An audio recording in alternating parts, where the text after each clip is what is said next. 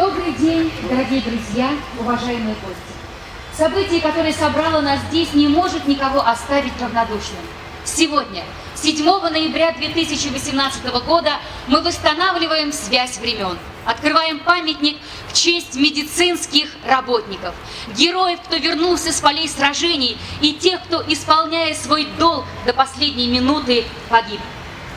Если все профессии на свете вдруг сложить горою на планете, то, наверное, у ее вершины вспыхнуло бы слово «медицина». Ибо чуть не с каменного века не было почетнее судьбы, чем сражаться в пламени борьбы за спасение жизни человека. Чтобы увековечить подвиг, человек возводит памятники, мемориальные сооружения как хранилище своей памяти. Весь жизненный путь медицинских работников, хранителей нашего здоровья, можно смело назвать подвигом. И он достоин того, чтобы о нем помнили, на него равнялись и ставили его в пример.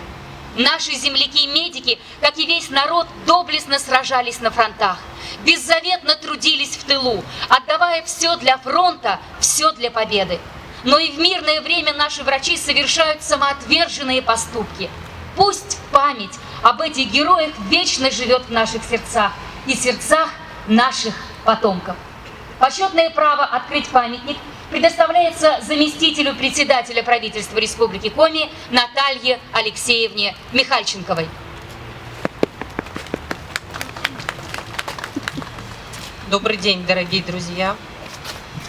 Я рада приветствовать сегодня, в День воинской славы России, присутствующих здесь и представителей нашей общественности. Вот я вижу, Галина Викторовна Киселева, вас не видно, давайте сюда. Конечно, Общественная палата и медицинское сообщество, общественные организации. Конечно, рада приветствовать здесь все профессиональное сообщество врачей и тех, кто у нас сегодня воспитывает новое молодое поколение, осуществляя педагогическую деятельность дополнительно к своей основной.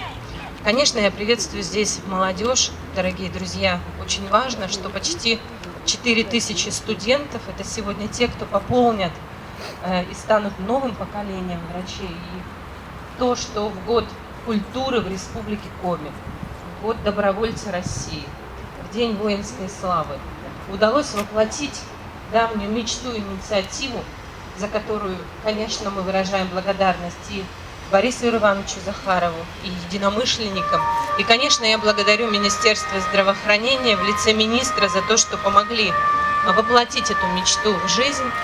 Потому как, наверное, очень важно, и говорят, война не окончена, пока не поднят последний солдат, вот так же и создавая такие новые символы истории, чести, профессионализма, долга врачей, сегодня мы воспитываем и, конечно, вносим соответствующий вклад в воспитание молодого поколения и отдаем дань уважения тем, кто трудился и трудится сегодня в этой почетной профессии врача, готового всегда прийти на помощь, а где-то и отдать свою жизнь за здоровье наших людей.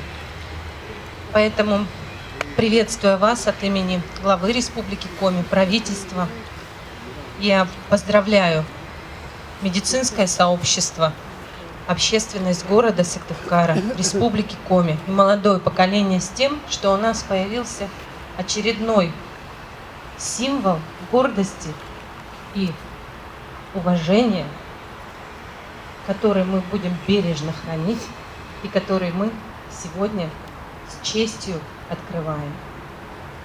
Памятник героям открыть.